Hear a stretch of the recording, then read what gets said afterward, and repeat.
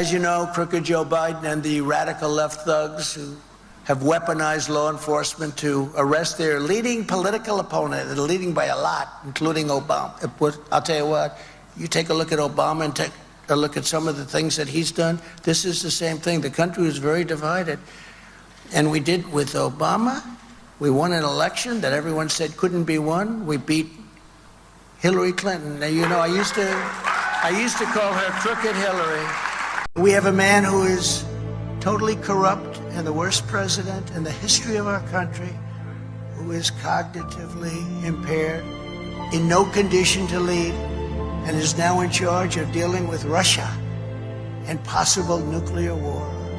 Just think of it. We would be in World War II very quickly if we're going to be relying on this. I gotta say, for a party whose entire shtick is centered around framing their opponent as being cognitively impaired, it is incredible that this is the guy who's leading in their primary and likely to be their presidential nominee. But if there's one thing that Republicans excel at, it's projection. And so to be clear about what we just saw, Trump mixes up Biden with Obama, then suggests that he beat Obama in a presidential election, and then goes on to claim that we are on the verge of World War II, the war that ended 78 years ago, right around the time that Donald Trump was born. But sure, it's Biden whose brain is broken. Got it.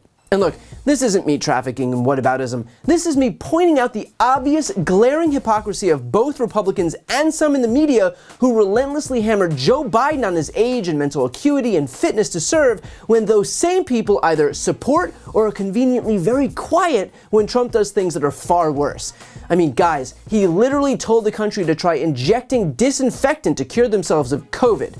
Just imagine if Joe Biden gave a speech warning that World War II was imminent, or if he claimed that he beat George W. Bush in an election. It would run on Fox News every single hour of every single day until November 5th, 2024.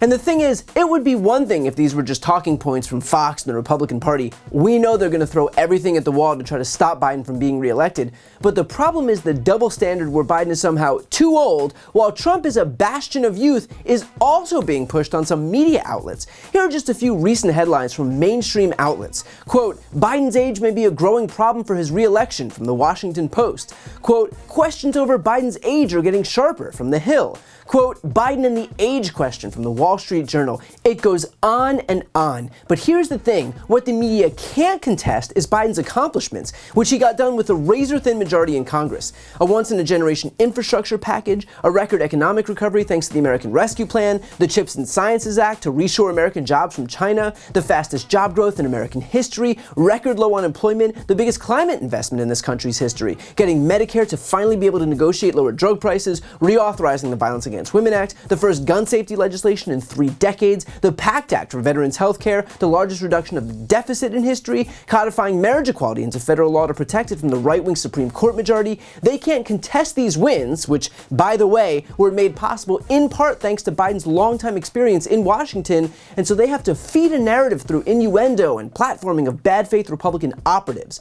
And then, when voters hear that narrative nonstop and become more concerned about his age as a result, the headlines then become how voters are believing it. If you're looking for a self-fulfilling prophecy, this is it. And it all falls flat when you see that his opponent is Donald Trump, a guy who, let's be honest, is essentially the same age as Joe Biden. Not exactly a stark difference between 77 and 80, especially when it's the 80-year-old that's the only one between the two who regularly is doing this.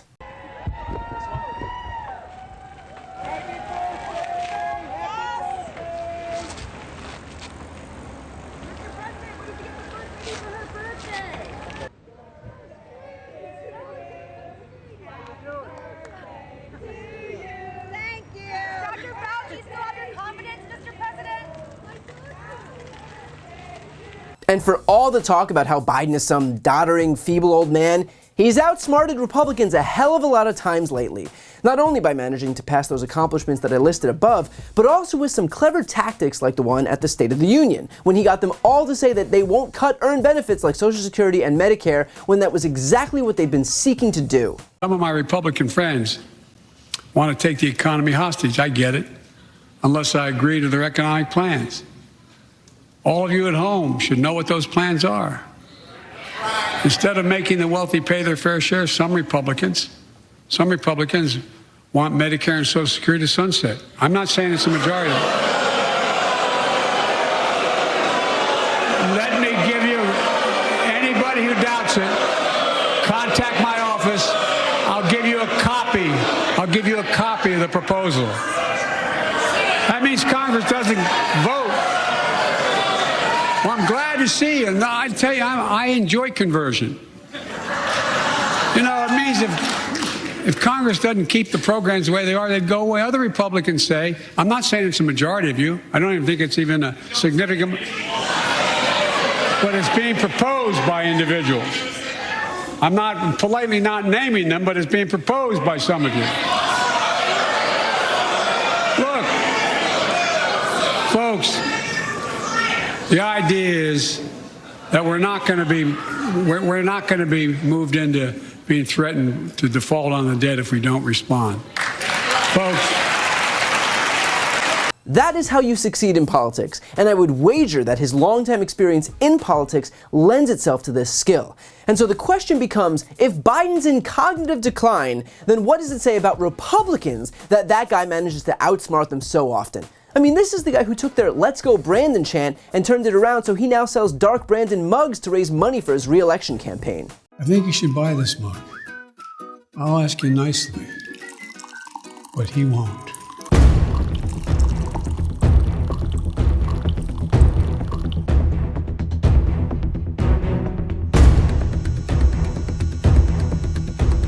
So yeah, for a guy who purportedly doesn't know his own name, he sure does manage to outdo Republicans pretty damn often.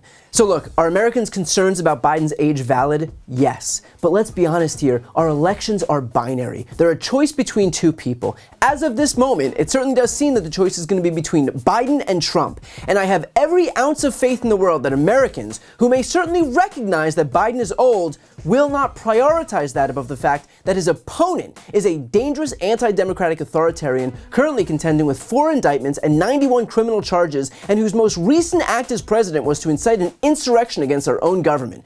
Pretty sure the fact that Joe Biden tripped on stage one time isn't going to overshadow Trump's abject criminality and insistence on ushering in the end of democracy. So the GOP and their willful accomplices in the media may parrot Republican talking points about Biden's age all day long, but after watching this latest tirade by Trump, one thing is abundantly clear. Every accusation is a confession. Before you go, I need some help. Please subscribe to the channel and do your part to help grow the progressive media ecosystem.